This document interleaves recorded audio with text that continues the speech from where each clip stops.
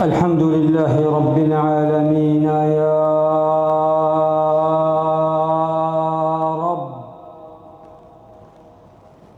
فليتك تحلو والحياة مريرة، وليتك ترضى والأنام غضاب،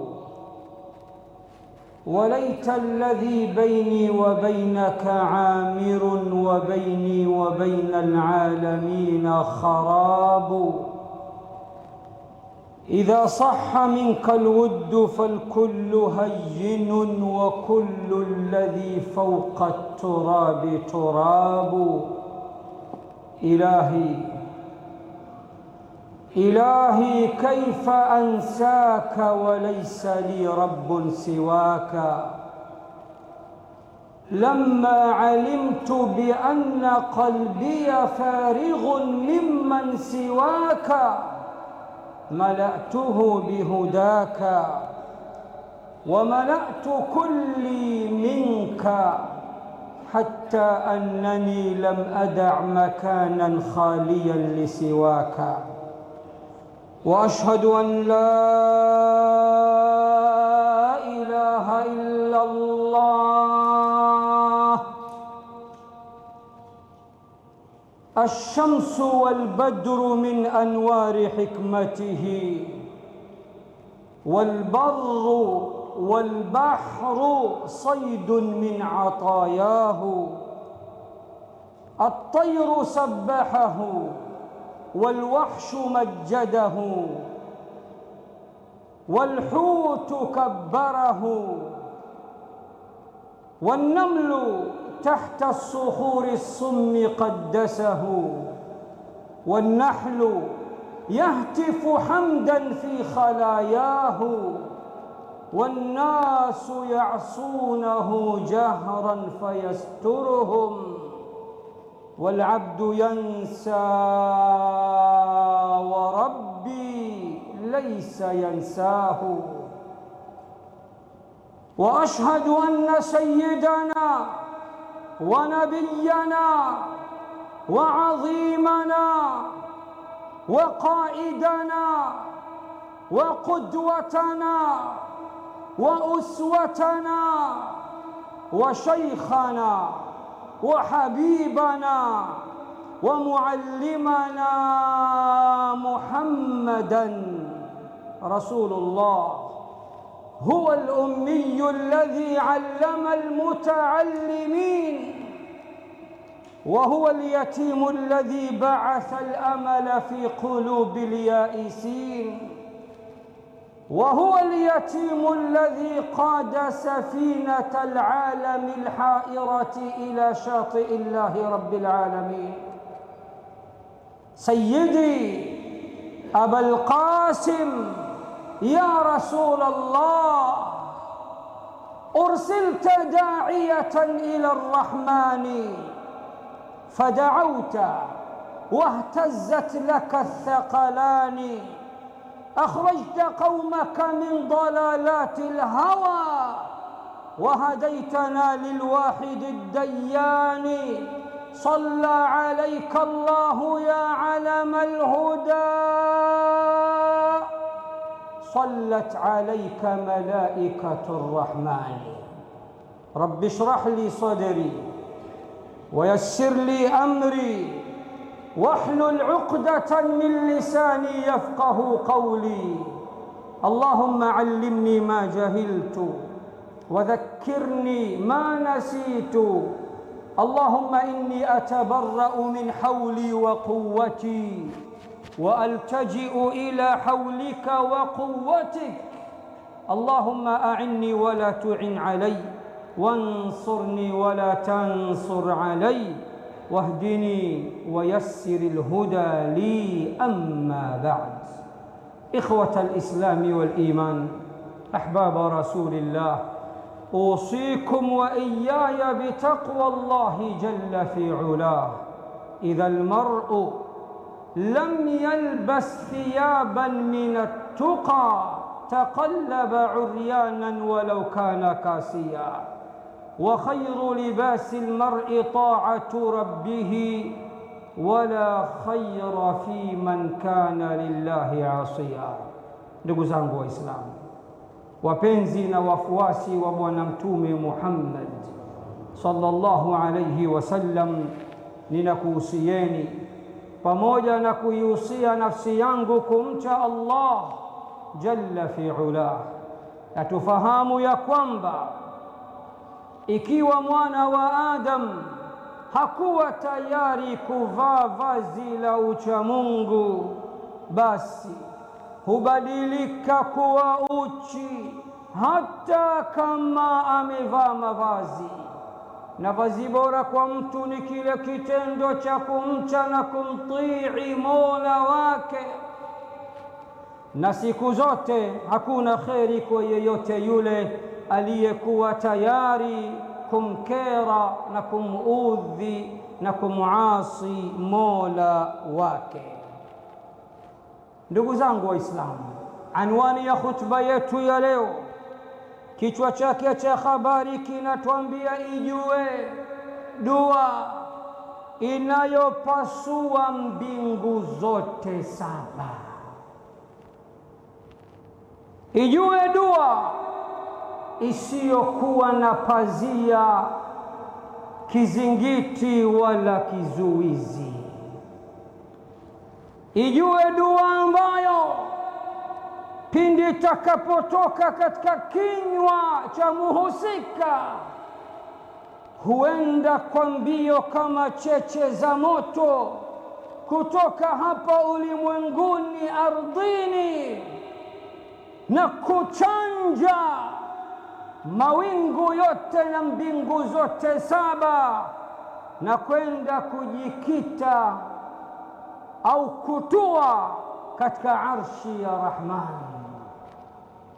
Dua hii bila ya shaka kupitia mafunzo na mafundisho ya Bwana Mtume Muhammad sallallahu alayhi wasallam, innaha da'watul madhlum, hiyo ni dua ya mtu aliyedhulumiwa. Uliyedhulumiwa, uliyewahi kudhulumiwa, usisikitike sana. Una silaha nzito utakaponyanyua mikono yako mbinguni ukasema, ya Rab, nimedhulumiwa mimi na mja wako fulani na fulani. Dua hiyo inakwenda mbio kama cheche za moto kutoka katika kinywa chako na kuelekea hadi mbingu ya saba. Hata kama wewe utakuwa ni muovu, muda wa kuwa umedhulumiwa na ukamlalamikia na kumsikitikia na kumshitakia Mola wako wa haki, dua hiyo ameahidi kuijibu tit for tat, papo kwa hapo. Ni vizuri basi tukafahamu neno la dhulma maana yake ni nini lughatan wa istilaha. Neno la dhulma lughatan, adh-dhulmu lughatan wad'u ash-shay'i fi ghairi mawdi'ihi. Dhulma nini maana yake? Dhulma maana yake kukiweka kitu katika pahala ambapo siyo pahala pake. Kuchukua kiwanja cha mtu si cha kwako ukakichukua, maana yake umekiweka kitu katika pahala isipokuwa ni pahala pako. Hii ndio maana ya dhulma kilugha, kukiweka kitu katika pahala ambapo siyo pake.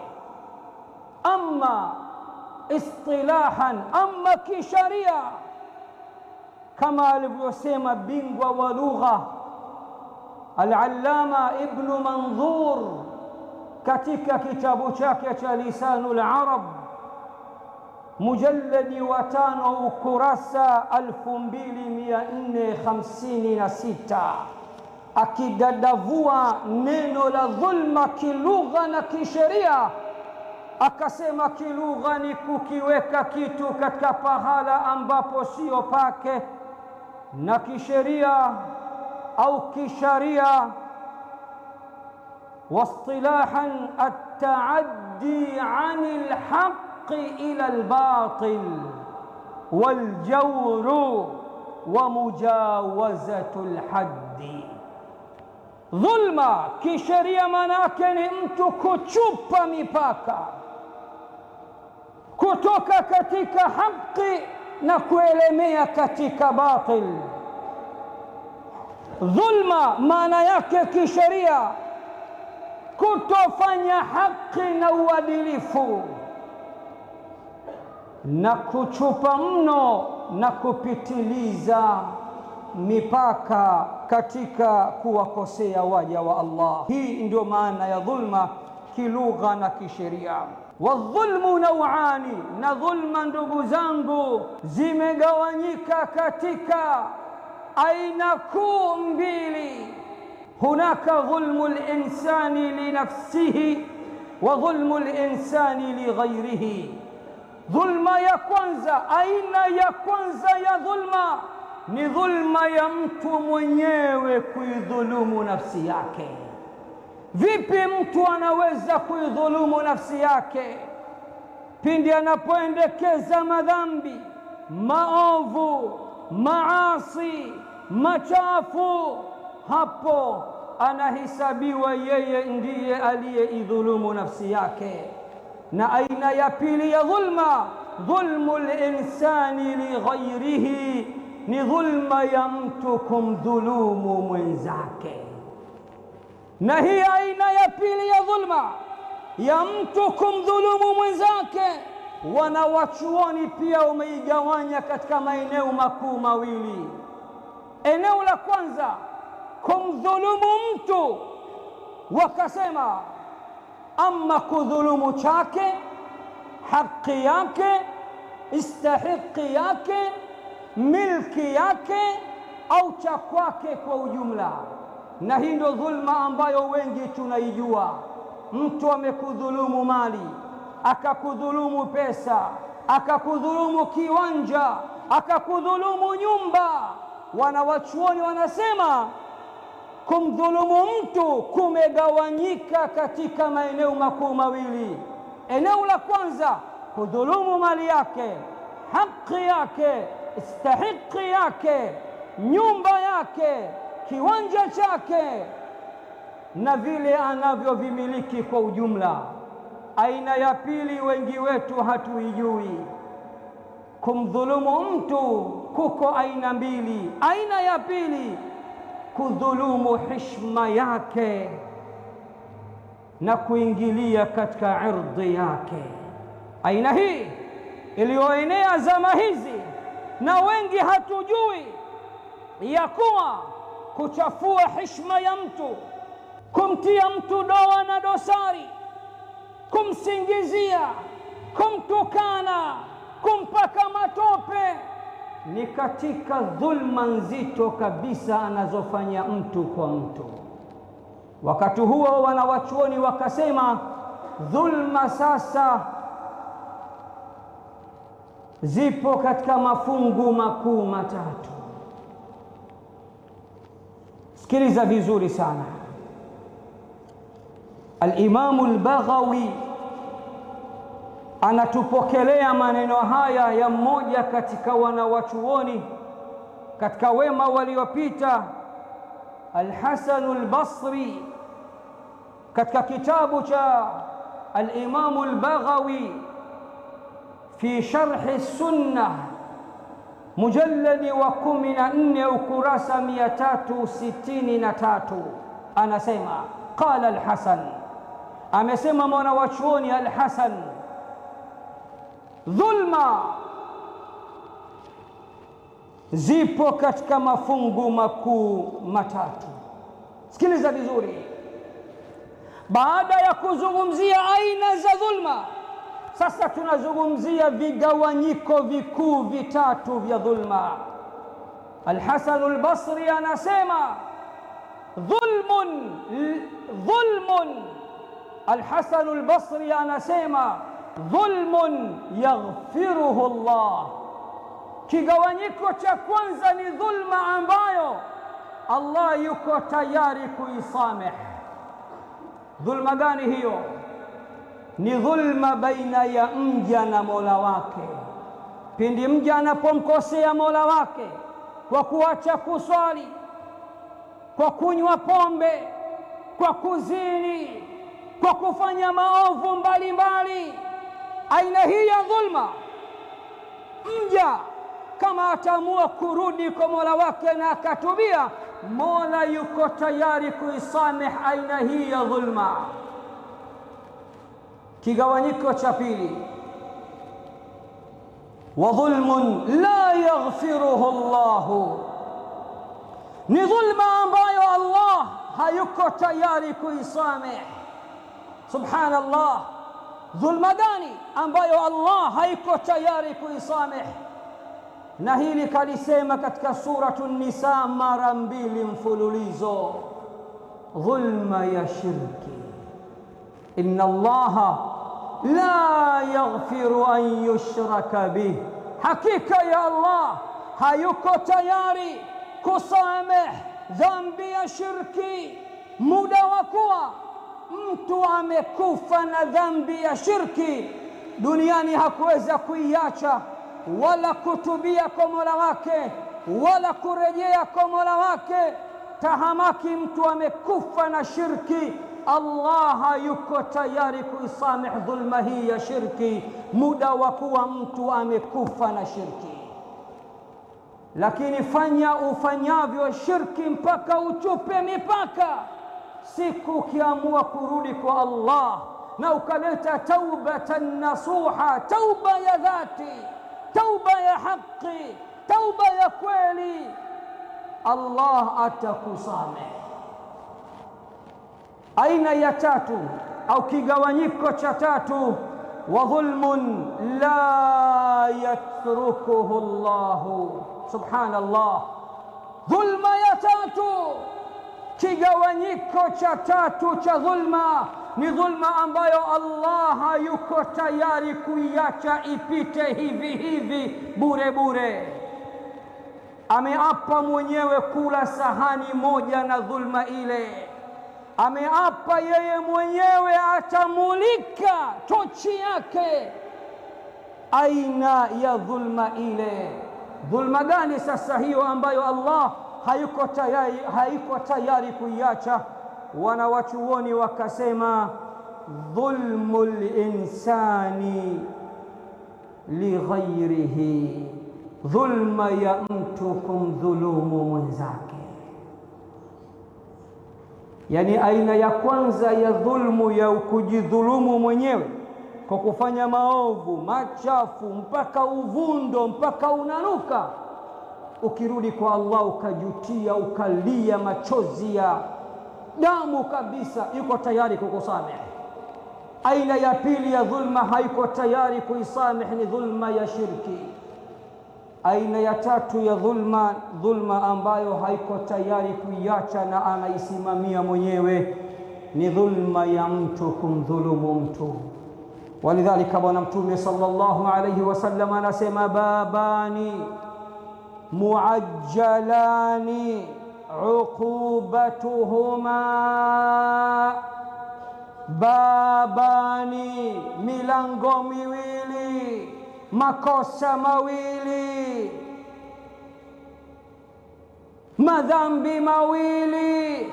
Allah ameahidi adhabu yake ataileta hapa hapa duniani mapema, na akhera atawasubiri wahusika. Babani muajjalani uqubatuhuma, madhambi mawili, makosa mawili. Allah ameahidi ataharakisha adhabu zake hapa hapa duniani kabla ya akhera. Wala adhabu al-akhirati akbaru law kanu ya'lamun, na adhabu ya akhera ni kubwa zaidi. Lau wangelijua hilo.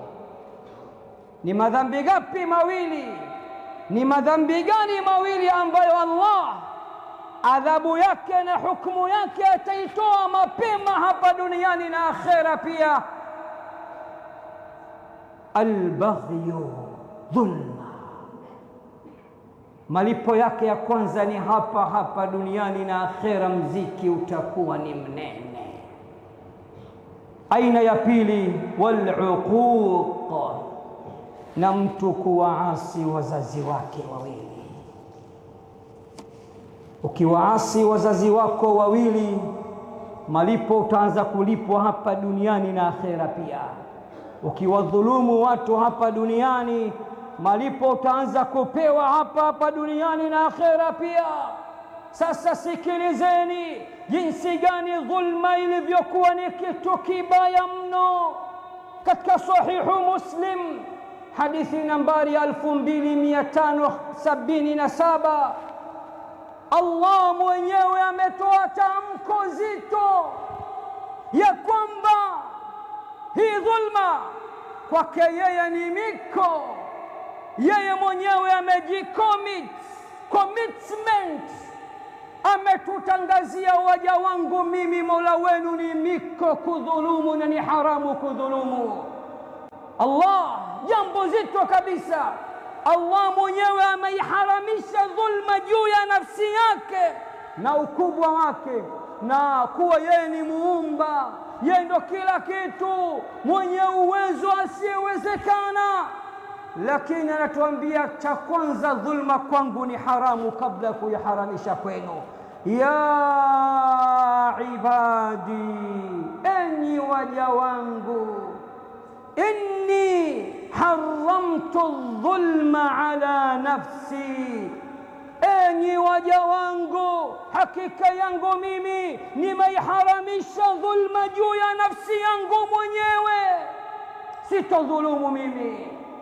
Waja'altuhu bainakum muharraman fala tadhalamu, na nimeifanya dhulma kuwa ni haramu kwenu nyinyi, basi msidhulumiane. Hili kwa kweli sijawahi kuliona katika maisha yangu wala kulisoma. Allah jambo analiharamisha kwanza kwake, kisha anaiharamisha kwetu kama dhulma. Fataala alana litasmaa wa litarifa addua alladhi yashuqu alghamama qabla alsamaa. Njoo sasa uisikie ile dua ambayo inachanja mbuga, inachanja mawingu, inachanja mbingu saba, ikitoka katika kinywa cha muhusika, hata awe cha pombe, hata awe ananuka kwa madhambi, muda wa kuwa ana haki na amedhulumiwa. Dua hiyo inatoka kama cheche ya moto kutoka katika kinywa chake, inakwenda mpaka mbinguni. Al-Imamu Tirmidhi katika sunani yake anatupokelea hadithi hii ya Bwana Mtume Muhammad sallallahu alayhi wasallam kwa nambari 3598, anna an-nabiy sallallahu alayhi wasallam qala, ya kwamba Bwana Mtume Muhammad sallallahu alayhi wasallam anasema, thalathatun la turaddu da'watuhum, watu watatu dua zao hazitorejeshwa na Allah. Wakishamlalamikia Allah, dua inakwenda kupokelewa kwa mikono miwili. Subhanallah. Sikiliza sasa, mtu wa kwanza ni nani? Al-Imamu al-Adil. Mtu wa kwanza, kiongozi mwadilifu, akinyanyua mikono yake mbinguni, dua yake ni papo kwa hapo, tit for tat.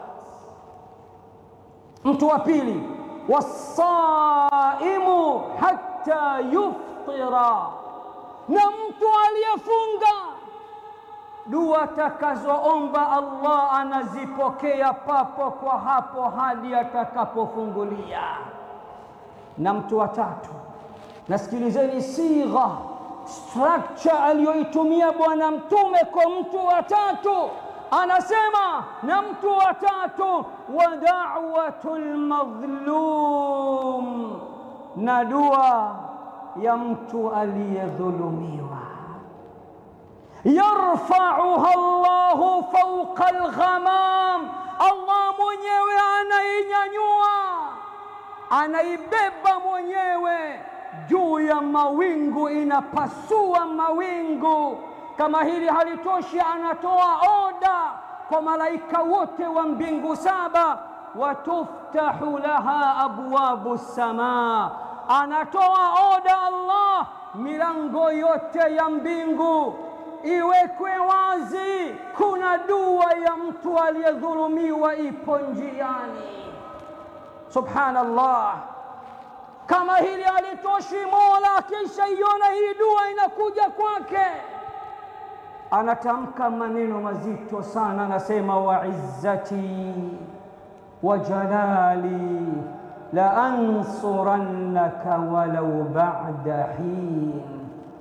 Ninaapa kwa utukufu wangu, Mola anaapa, ninaapa kwa utukufu wangu, kwa uzito wangu, kwa kukamilika kwangu, uliyenitumia salamu za manunguniko na huzuni, umedhulumiwa, ninakuahidi nitakunusuru, hata kama baada ya muda, hata kama sio sasa hivi, lakini nimeshalipokea, nitakunusuru hata baada ya muda fulani. Allahu akbar. Kama hili halitoshi, ndugu zangu, Imamu al-Hakim katika kitabu chake cha Al-Mustadrak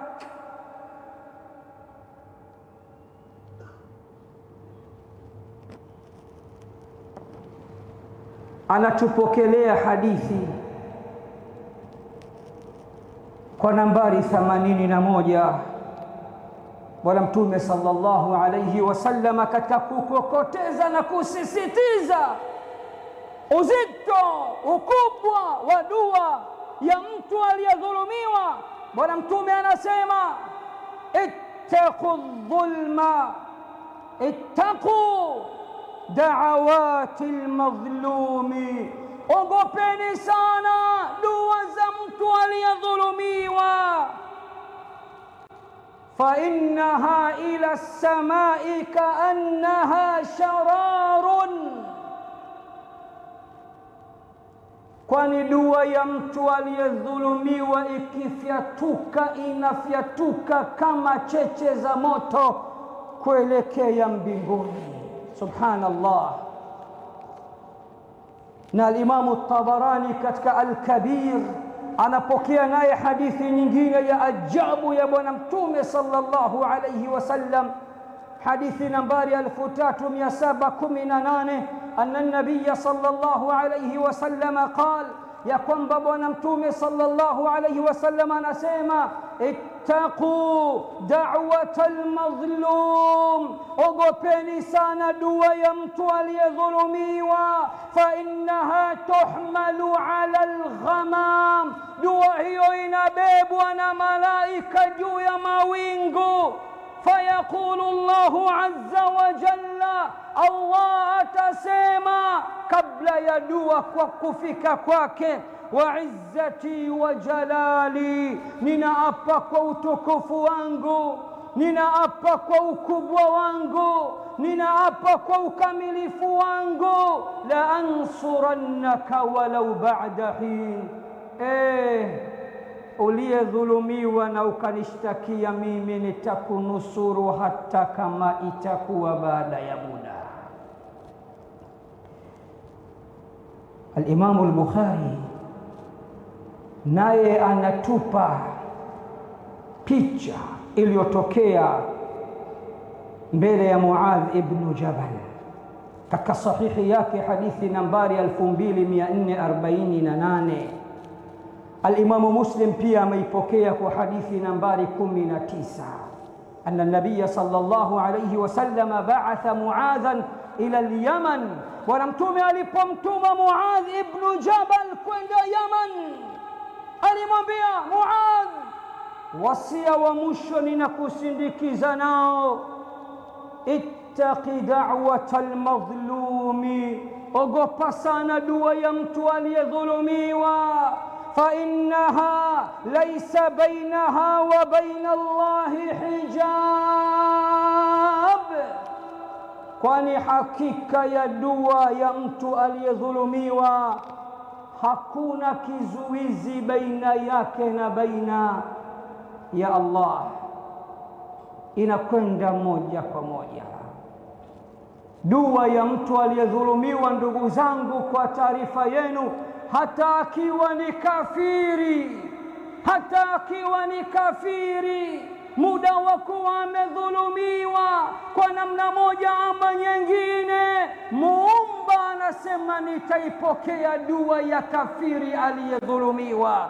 Alimamu Ahmad anatupokelea riwaya hii katika musnadi yake, hadithi nambari 12549, anna an-nabiy sallallahu alayhi wasallam qala, ya kwamba bwana mtume sallallahu alayhi wasallam anasema, ittaqu da'wata al-madhlumi wa in kana kafira, ogopeni sana dua ya mtu aliyedhulumiwa hata kama ni kafiri, fa innahu laysa dunahu hijabun, kwani dua hiyo hakuna baina yake na baina ya Allah katika kumfikia Allah, hakuna kizuizi, itafika mpaka kwa Allah, kuonyesha kwamba dhulma ni mbaya sana. Allah anaahidi ndani ya suratul Nisa kuanzia aya nambari 168 hadi 169 ya kuwa waliodhulumu wote atawaongoza katika njia ya moto wa Jahannam. Subhanallah, Allah anasema, innal ladhina kafaru wa dhalamu lam yakunillahu liyaghfira lahum wala liyahdiyahum tariqa illa tariqa jahannama khalidina fiha abada wa kana dhalika ala Allahi yasira, hakika wale waliokufuru na wakadhulumu, hakuwa Allah mwenye kuwasamehe wala mwenye kuwaongoza katika njia sahihi siku ya Kiyama, isipokuwa anaahidi kuwaongoza katika njia ya Jahannam na watakaa humo milele, na hilo kwake yeye Allah ni jambo jepesi mno. Kama hili alitoshi Allah katika suratul Kahfi, anaahidi na ametupa picha ya namna ya vijiji mbalimbali alivyoviteketeza kwa sababu ya dhulma. Aya maarufu kwa wale wote wenye kuisoma suratul Kahfi kila Ijumaa, Allah anasema, wa tilkal qura ahlaknahum lamma dhalamu waja'alna limahlikihim maw'ida, na miji hiyo tuliwaangamiza walipodhulumu, na miji hiyo tuliwaangamiza walipodhulumu, na tukawawekea muda maalumu ya kuwaangamiza kwao. Dua ya mdhulumiwa hata kama ni cha pombe, muovu kweli kweli, Allah anasema ataipokea. Subhanallah, inawezekana kabisa dua zake zingine zisipokelewe kwa sababu ya madhambi yake, kwa kauli ya Mtume sallallahu alayhi wasallam, innal abda la yuhramu min arrizqi lidhanbin yusibuhu, wakati mwingine mja anaweza kuharamishiwa riziki yake kwa sababu ya madhambi anayoyafanya. anaweza kunyimwa mengi kwa sababu ya madhambi yake, lakini akidhulumiwa, akinyanyua mikono yake mbinguni, hata kama ni muovu, Allah anaahidi kuipokea dua yake. Nenda katika Musnad ya Imamu Ahmad mujalladi wa 14 ukurasa 398. Sikiliza Bwana Mtume Muhammad sallallahu alayhi wasallam anavyosema, da'watul madhlumi mustajabatun, dua ya mtu aliyedhulumiwa ni yenye kujibiwa na Allah. Wa in kana fajira, hata kama atakuwa ni mtu muovu, fafujuruhu ala nafsihi, uovu wake utabakia pale pale kwake, lakini Allah lazima msikilize kwa dua yake kwa kuwa amedhulumiwa. Hayo kayasema Bwana Mtume Muhammad sallallahu alayhi wasallam. Na katika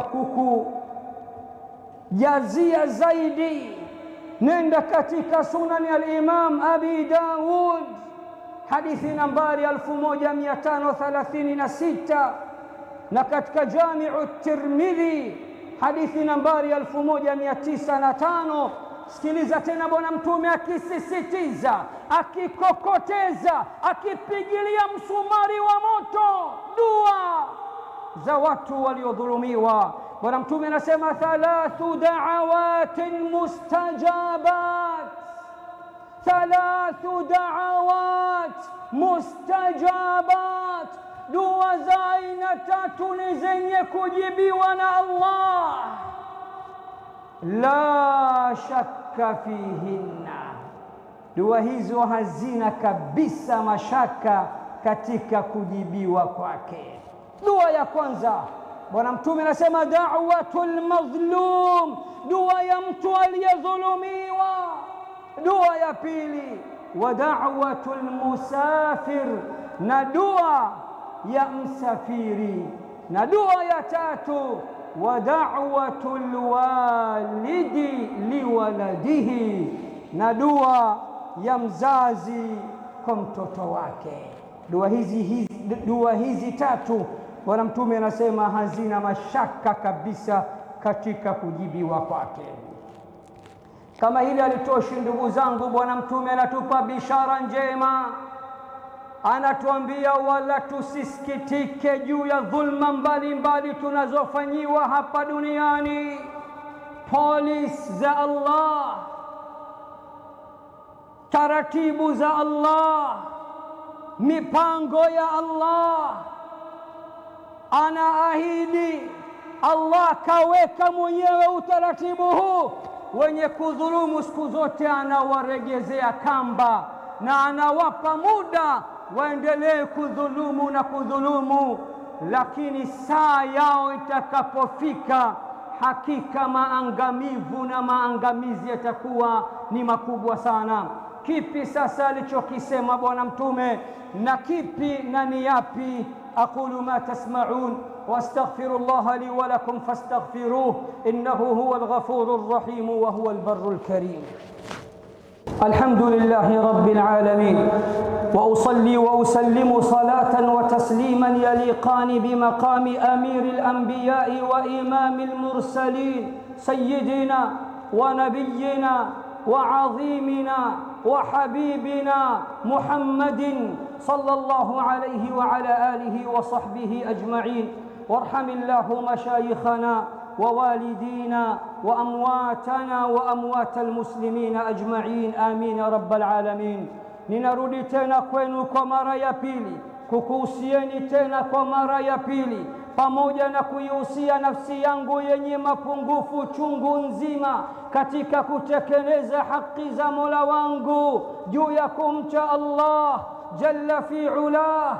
Na namwomba Allah atupambe kwa uchamungu wa hali ya juu, na atupambe kwa ikhlas za hali ya juu, na atuvishe vazi la siha na afya iliyokamilika, atuepushe na maradhi yote madogo kwa makubwa, na atulipizie kisasi juu ya madhalimu wote hapa duniani na akhera pia.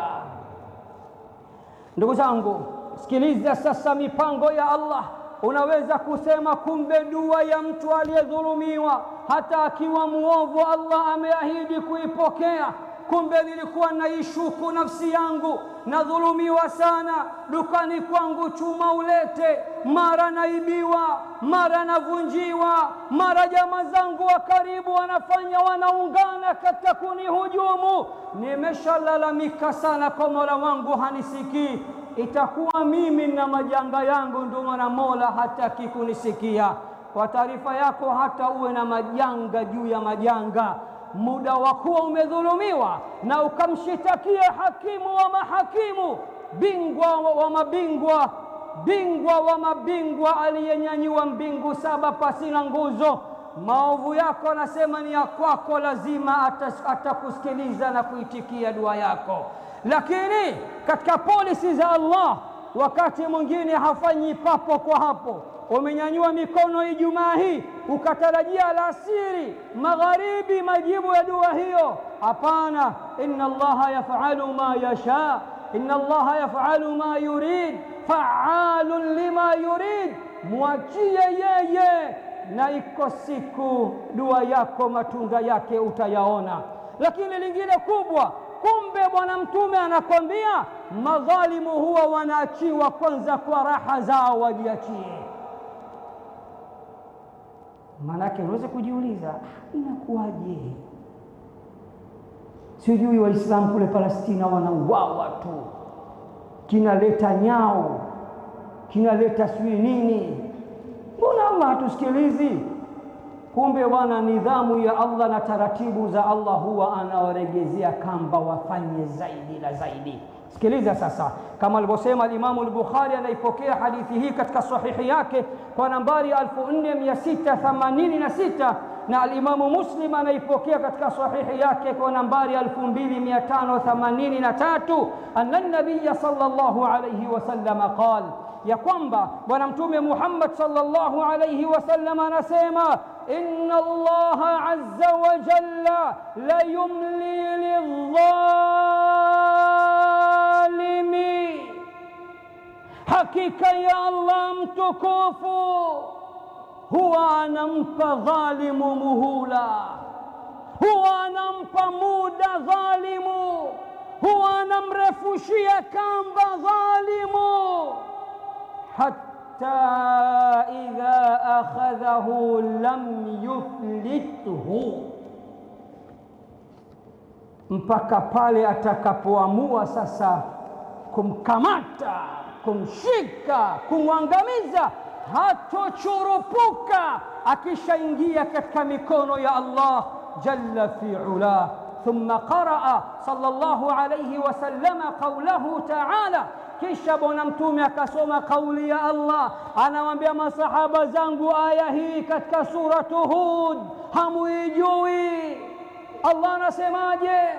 Allah anasema, wakadhalika akhdhu rabbika idha akhadha alqura wa hiya zalimatun inna akhdhahu alimun shadid.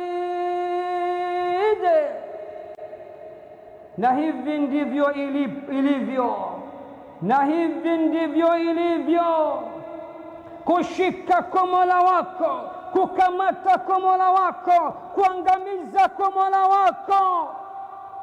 Pindi atakapoona kijiji kimechupa mipaka, atakapoamua kukishika na kukitia mkononi ili hali ni madhalim, hakika ya kutesa kwake na kuadhibu kwake ni kukali sana. Na salamu kwa watu waliodhulumu wenzao hapa duniani. Suratu Shuara mwishoni Allah anawaambia madhalim, wasayalamu alladhina dhalamu ayya munqalabin yanqalibun, na watakuja kujua wale waliodhulumu siku hiyo ya Kiyama mageuko gani watakayogeuka, mwenendo wao utakavyokuwa. Watakuja kujua hali yao halisi watakapoiona siku ya Kiyama kwa dhulma mbalimbali walizowafanyia waja wa Allah. Katika suratul Furqan anaahidi kuwaonjesha adhabu kali wenye kudhulumu waja wake, akasema waman yadhlim minkum nudhiquhu adhaban kabira, na atakayedhulumu miongoni mwenu basi tutamwonjesha adhabu kubwa kabisa. Katika suratu Shura anatuambia wadhalimuna ma lahum min waliyin wala nasir, na madhalim waliodhulumu watu duniani akhira hawatakuwa na watetezi wala vipenzi wala wakuwa nusuru au kuwaokoa. Ndugu zangu Waislamu, kuonyesha kwamba dhulma ni jambo baya mno, Allah anatoa tamko katika suratu Hud aya nambari 113 kwa wale wenye kuegemea kwa madhalim waliodhulumu.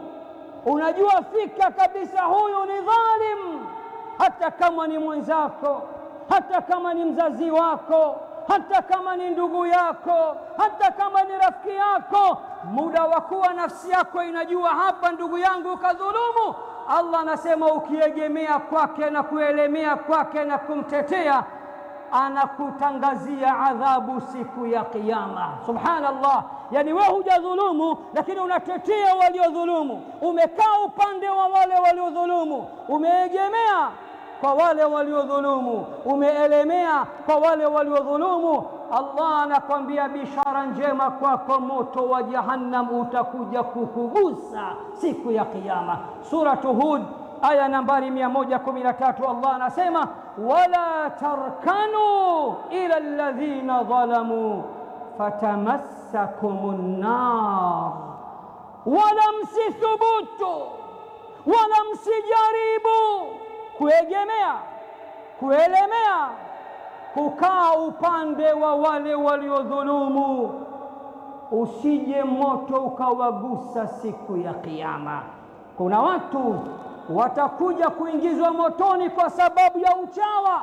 Anajua fika kwamba mzee hapa kadhulumu haki ya mtu, lakini anakwambia damu nzito kuliko maji, lazima nikae pamoja na ndugu yangu. Sasa unataka ni mkane? Hii kitu hakiwezekani. Damu nzito kuliko maji. Walimwengu watanishangaa nikisema kwamba siko pamoja na baba yangu au kaka yangu au ndugu yangu au rafiki yangu, hapo yeye ndo kadhulumu, nitakuja kuchekwa mie. Ogopa watu, lakini Allah anakuambia wala msiegemee, msielemee, msikae upande wa wale waliodhulumu, usije moto kuwagusa siku ya Kiyama. Na sasa hivi dhulma imekithiri sana katika ulimwengu huu, na wengi bahati mbaya tunajua dhulma iliyokithiri. Wengi bahati mbaya tunajua dhulma iliyokithiri ni kula vya watu tu. Naam, kula cha mtu ni dhulma kubwa sana. Kula haki isiyokuwa ya kwako ni dhulma kubwa sana. Kudhulumu viwanja vya watu ni dhulma kubwa sana. Bwana Mtume anasema atakayejikatia kipande kidogo cha ardhi ambacho sio haki yake, siku ya Kiyama ardhi ile itatobolewa mpaka ardhi ya 7, vile vipande vyote atabebeshwa shingoni dhulma yake. We dhulumu tu, jite mzee wa nyumba nyingi, aka nyumba nyingi, mashamba mengi, viwanja vingi. Kadri unavyodhulumu maheka kuna maheka, zile heka zinachotwa kuanzia ardhi ya chini kabisa ya kwanza mpaka ardhi hii tulionayo sisi, kisha utavishwa shingoni. Kila mtu anaona mzee umepinda, una majumba yote uliodhulumu kwenye shingo lako. Dhulma nyingine iliyokithiri zama hizi ni kukhadai watu na kuwafanyia khiana. Wala taakulu amwalakum bainakum bilbatil, unakwenda kuchangisha kwa jina la madrasa, jina la msikiti, jina la mayatima, na karatasi lako unazunguka mitaani, kumbe vyote unakula wewe. Allah anasema wala msile mali zenu wenyewe kwa wenyewe kwa batil. Lakini dhulma nyingine ambayo wengi wetu tumeisahau na tunashindwa kujua kwamba ni dhulma Sasa hivi kuna dhulma ya kudhulumu heshima za watu na a'radhi za watu, dhulma ambayo Bwana Mtume anasema, nilipopelekwa Isra na Mi'raj, lamma urija biya ila as-samai marartu biqaumin lahum adfarun min nuhas. Nilipopelekwa usiku wa Mi'raj mbinguni, nilipitishwa kwa watu kucha zao ni ndefu kama shaba, yakhmishuna biha wujuhahum wa sudurahum, wanajiadhibu wenyewe. Advertise ya kwanza, wanajiadhibu wenyewe kujiparua usoni na kifuani. Fakultu man haulai ya Jibril, nikamuuliza Jibril, hawa ni nani? Jibril akaniambia, haulai alladhina kanu yakuluna luhuma nnasi wa yaqauna fi a'radihim, hawa ndo wale mabingwa duniani waliokuwa wakiwasengenya watu na kuvunja heshima zao. Advertise ya kwanza, wakishakufa tu watapewa kucha ndefu za shaba, kisha wataambiwa mujiadhibu wenyewe, mujiparue kuanzia usoni mpaka kifuani, kisha moto unawasubiri siku ya Kiyama. Ama wallahi inna adh-dhulma shu'mun wama zala al-musi'u huwa adh-dhalumu ila ad-dayyani yawma ad-dini namdi wa 'inda Allahi tajtami'u al-khusumu ستعلم في الحساب غدا إذا التقينا عند المليك من الظلوم. Abu al-Atahiya anasema, moja katika watu wema waliopita, anasema, ama wallahi inna adh-dhulma shu'mun, hakika wallahi dhulma ni kitu kibaya sana. Wama zala almusiu huwa adh-dhalumu, na mkosaji muovu hatoacha kuwa yeye ndio dhalimu. Ila ad-dayyani yawma ad-dini namdi, kwa mlipaji wa haki siku ya malipo sote tutaelekea. Wa inda Allahi tajtami'u al-khusumu, na mbele ya mahakama ya Allah magomvi yote yatawekwa, wagombanao wote wataletwa, waliokosana wataletwa, waliodhulumiana wataletwa. Sata'lamu fil hisabi ghadan idha iltaqaina, utakuja kujua ukweli katika hesabu kesho pindi tutakapokutana inda almaliki man adh-dhalumu, mbele ya mfalme tutakapokutana siku hiyo, mbele ya hesabu utakuja kujua kati ya mimi na wewe nani aliyemdhulumu nafsi yake. Hivi ndivyo anavyosema mwanawachuoni Abu al-Atahiya rahimahullahu ta'ala. Mshairi mwingine anasema, la tadhlimanna idha ma kunta muqtadira, fadh-dhulmu tarji'u 'uqbahu ila an-nadami, tanamu 'aynaka wal madhlumu muntabihun yad'u 'alayka wa 'aynu Allahi lam tanami.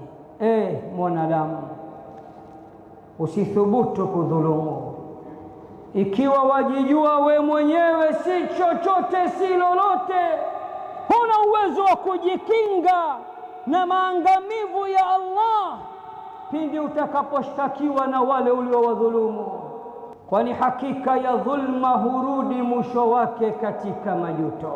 Ukisha dhulumu wewe unalala bukheri na usingizi unakuja haraka, lakini kumbuka ya kuwa yule uliyemdhulumu macho yake hayafumbi usiku kucha na kulalamikia na kukushtakia kwa Allah, na ujue fika ya kuwa Allah na yeye halali anafuatilia kila kitu. Haya ni maneno ya wanawachuoni wakubwa kabisa wa Kiislamu. Hotuba yangu niihitimishe kwa kuwarai, kuwashauri na kuwaelekeza hasa mkidhulumiwa. Msikubali, elekeeni kwa yule ambaye ameahidi dua ya mdhulumiwa ataipokea na kwenda kwake kwa kasi kama cheche za moto, kwani dhulma ni haramu. Na Allah katika suratul Baqara anatuambia la tadhlimuna wala tudhlamun, msidhulumu na msidhulumiwe. Na Allah katika suratu Taha anatuambia wa'anatil wujuhu lilhayyil qayyum, nyuso siku hiyo ya Kiyama zitadhalilika mbele ya yule aliye hai daima na daima asiyechoka. Waqad khaba man hamala dhulma, na hakika ameangamia, ameteketea, amekwisha atakayekwenda kwa Mola wake siku hiyo, ile hali mabegani na mgongoni amebeba dhulma mbalimbali. Kipi sasa cha kufanya? Dua, mlalamikie Mola wako. Al-Imamu Shafi'i anasema atahza'u bid-du'ai wa tazdarihi wama tadri bima sana'a ad-du'a'u sihamu al-layli la tuhti walakin laha amadun wa lil-amadi qada'u. Hivi unaifanyia istihza na kuidharau dua, ili hali wewe hujui ya kuwa dua za mdhulumiwa zinafanya kazi gani huko kwa Allah.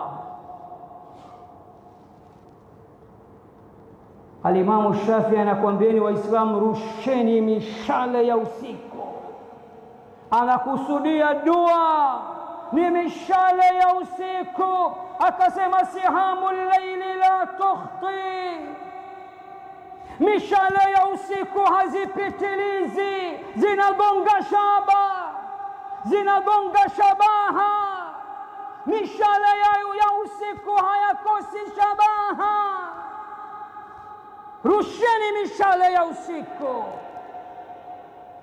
rusheni dua za usiku kumlalamikia Mola wenu juu ya wale wanaowadhulumu haki zenu, mali zenu, pesa zenu, viwanja vyenu, nyumba zenu, heshima zenu na dhulma mbalimbali.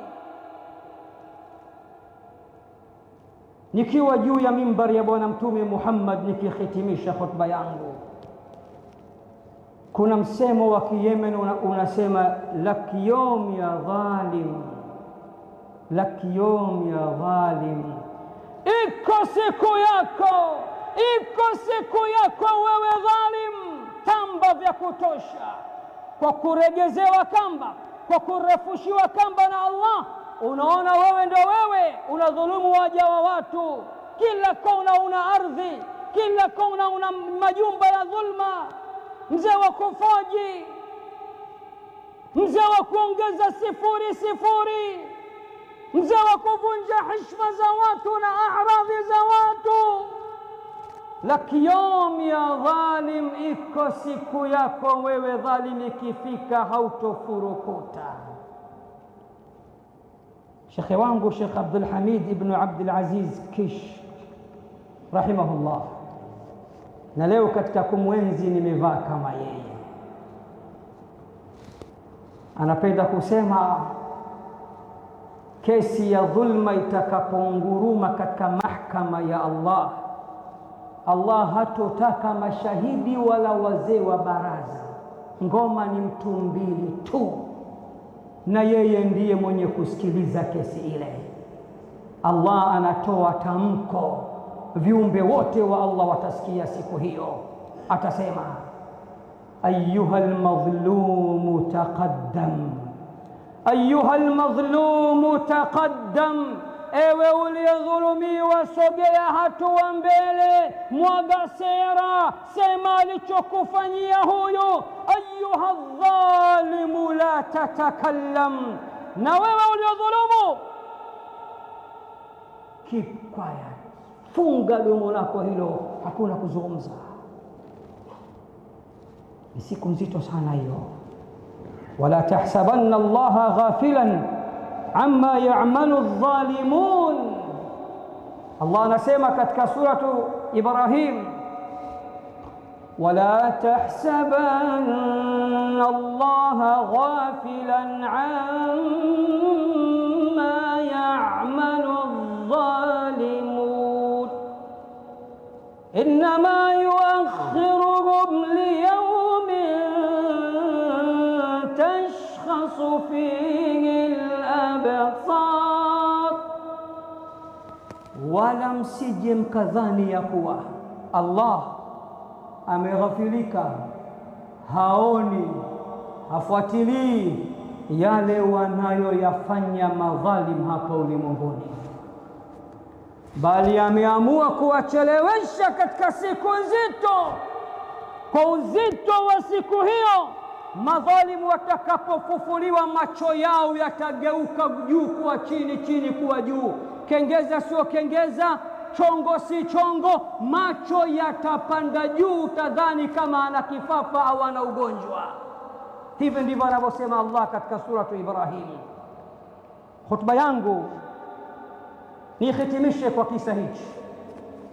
Sikiliza kisa cha kudhulumiwa kwa Saad ibn Abi Waqqas.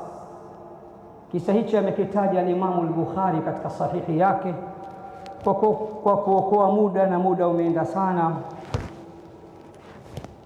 naomba niwatajie kwa mukhtasar, na sitosoma mtiririko wote wa kisa kwa Kiarabu kwa sababu kutapoteza muda. Saad ibn Abi Waqqas ahadu al-ashara al-mubashshara bil janna, ni katika masahaba 10 waliobashiriwa pepo. Saad, masahaba walikuwa wakimuita mjomba wa Bwana Mtume Muhammad sallallahu alayhi wasallam, khalu rasulillah, mjomba wa Bwana Mtume Muhammad sallallahu alayhi wasallam. Katika khilafa na utawala wa Sayyiduna Umar alimpeleka Kufa, Iraq, akawe mtawala katika eneo la Kufa.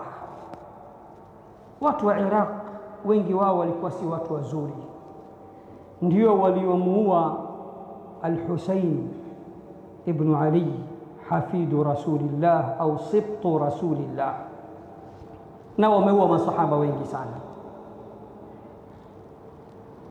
Wakaanza kumfanyia visa na vituko, wanaandika vijibarua kutoka Kufa, Iraq, kwenda Madina kwa Sayyiduna Umar kumchafulia heshima yake na kumzulia uongo Saad ibn Abi Waqqas.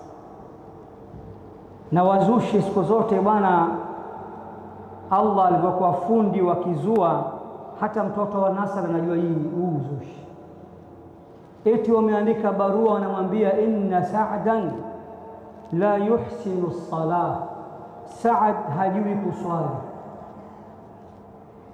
anapotuswalisha hapa hajui, sisi maamuma tunajua kuliko yeye. Yani mwanafunzi wa Bwana Mtume Muhammad aliyesoma katika chuo kikuu cha Bwana Mtume Muhammad, aliyekunja magoti mbele ya hadhara tukufu takatifu ya Bwana Mtume Muhammad, akakaa na Bwana Mtume Muhammad na miaka mpaka anamzika Mtume, anamzika Abu Bakar, na katika zama za Umar bado yupo, eti hata kuswali hajui, anatuharibia swala zetu. Sayyidina Umar akamwita Saad, kama Saad, mimi nakuamini sana, lakini wanasema hivi na hivi, wanasema hivi na hivi, ni kitu gani pengine cha ziada wasichokijua unachokifanya wewe? Yani wewe una ushahidi Mtume aliwahi kuswali hivi kwao, ni ngeni, labda ni hivyo, nieleze. Saad akaanza kuapa, akasema, wallahi nawaswalisha swala ya Bwana Mtume Muhammad sallallahu alaihi wasallam, sizidishi sipunguzi. Akaeleza namna anavyoswalisha. Umar akamwambia, stop, ninakuamini wewe Saad, nilitaka tu ujue taarifa hizi. Saad akasikitika sana, akarudi Kufa, akadhani mambo yamekwisha. Wakaendelea kutuma jumbe mbalimbali kwa Umar, Saad kadha wa kadha wa kadha. Umar akafunga safari, ndugu zangu, akafika Kufa, na kuna riwaya inasema katuma wapelelezi wake msikitini, wakavamiwa, tuelezeni mapungufu ya Saad. Hapo ndipo sasa mahasidi wote wenye visokoro kwinyo wote wakajitokeza. Mtu mmoja anajiita kwa jina la Usama, nickname yake Abu Saada, anasema kwa kuwa umetuomba kwa utukufu wa Allah tukwambie ukweli juu ya Saad, basi tukwambia Saad ana mengi, madudu mengi sana, kama walivyosema wenzangu. Kwanza swala zake anaboronga, hajui kutuswalisha vizuri. Sahaba alihifadhi Qur'ani nzima, sunna za Bwana Mtume, fiqhi imelala, kila kitu kimelala, eti hajui kuswalisha. Wanaojua kuswalisha wale makhawarij wa Iraq. Lakini inna Sa'dan la yasiru bisariya wala yaqsimu bisawiya wala ya'dilu fil qadiyya. Wakaanza kumbebesha pale mizigo mikubwa. Saad yuko kadha wa kadha, akigawa mali za ngawira, mali zakatul mali, hagawi sawa sawa, ni dhalima, anapendelea baadhi ya watu. Saad akiletewa kesi anaangalia wenye mpunga, hatendi haki. Saad haendi sawa sawa mwenendo wake, wakamwagia mengi na mengi, na Saad yuko mbele yao. Kipi kilichotokea na yapi yaliyojiri? Saad akanyanyua mikono yake mbinguni mbele ya Allah. Sikilizeni kisa hichi, akasema Allahumma in kana abdaka hadha qama kadhiba, Allah, nakuomba ikiwa mja wako huyu amesimama katikati ya msikiti kunizulia, na wewe wajua ya kuwa anayosema ni ya uongo, qama riyaan wa sum'atan, Allah, ikiwa wewe wajua kilichomsimamisha ni kutafuta umaarufu na kusikika na kujulikana, na kuomba mambo matatu ya Rabbi umfanyie huyu mja wako. Faatil umra, cha kwanza na kuomba umpe umri mrefu sana. Mbona kinyume chake? Saad ana targeti zake, mpe umri mrefu kiasi ambacho adhalilike katika uzee wake. Umri mwingine ni mtihani tu, miaka 100 na kitu, usione jambo jema hilo. Mpe umri mrefu sana, la kwanza. La pili, wa atil faqra, katika kumpa umri mrefu mpe mtihani wa ufukara na umaskini, pangu pakavutia mchozi. Yaani unapewa umri mrefu alafu maskini wa kudumu, fukara wa kudumu. Jambo la tatu, wa'arridhu lilfitan, na naomba pamoja na utu uzima wake atakaofikia na umaskini wake na ufukara wake utakaompa, mjalie awe anapenda mambo machafu na zinaa kwa ujumla. Yule bwana amepewa umri mrefu, hata akitembea anapinda na kuwa nusu mtu, nyusi na kope zimekuwa ni nyeupe, maskini omba barabarani. Cha kushangaza, katika wale wanaotia mkono katika bakuli la kuomba msaada, akitia mwanamke japo haoni vizuri, anajua anawakamata na anawazoza na kuwatongoza, mpaka watu wanashangaa, we mzee vipi? Anasema da'watu Sa'din asabatni au asabatni da'watu Sa'd, dua ya Saad hiyo imenipiga na akafa kifo kibaya. Na kufundisheni, mkidhulumiwa rusheni mishale ya usiku wa manane, ongea lugha yoyote, Kidengereko, Kizaramu, sio lazima Kiarabu. Aliyeumba lugha zote hizi anakusikia. Tena mwambie, ya Rab, nimesikia khutba, hadithi kadhaa za mtume wako, umeahidi dua ya aliyedhulumiwa unaipokea mwenyewe na kutoa oda kwa malaika wafungue milango yote ya mbingu ipite kwa kasi ile ile kama cheche za moto hadi katika arshi yako. Umeahidi hata akiwa kafiri aliyedhulumiwa akikuomba utamjibu. Umeahidi hata akiwa muovu aliyedhulumiwa akikuomba utamjibu. Nijibu, na kabla hujachukua roho yangu na kuomba, ya Rabbi, unionyeshe matokeo ya dua yangu kama ulivyomwonyesha Saad akimwangalia yule mzee akidhalilika, umri mrefu usiokuwa na kheri, ufukara, umaskini.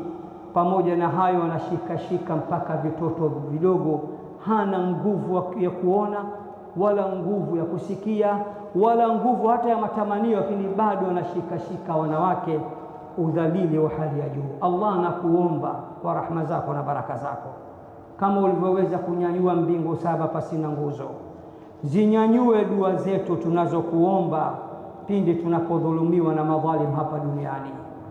Allah, usiangalie mapungufu yetu na makosa yetu, kwani sisi ni mwingi wa kukukosea. Angalia dua zetu pindi tutakapokuomba, pindi tunapofanyiwa dhulma. Allah, tunakuomba majibu ya dua zetu tuonyeshe hapa hapa duniani na akhera pia. Allahumma armi adh-dhalimina bidh-dhalimin wa akhrij al-muslimina bainahum wa akhrij al-muslimina min bainihim salimin. Allahumma innana zalamna anfusana dhulman kathiran wa la yaghfiru adh-dhunuba illa ant fa in lam taghfir lana wa tarhamna lanakunanna min al-khasirin. اللهم احفظنا جميعا من بين أيدينا ومن خلفنا وعن أيماننا وعن شمائلنا ومن فوقنا، ونعوذ بعظمتك أن نغتال من تحتنا.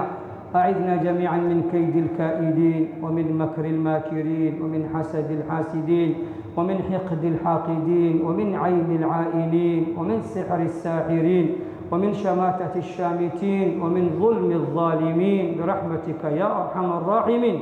اللهم صل وسلم على سيدنا محمد وعلى آل محمد كما صليت على إبراهيم وعلى آل إبراهيم إنك حميد مجيد، وبارك اللهم على محمد وعلى آل محمد كما باركت على إبراهيم وعلى آل إبراهيم في العالمين إنك حميد مجيد. سبحان ربك رب العزة عما يصفون وسلام على المرسلين والحمد لله رب العالمين. أقم الصلاة.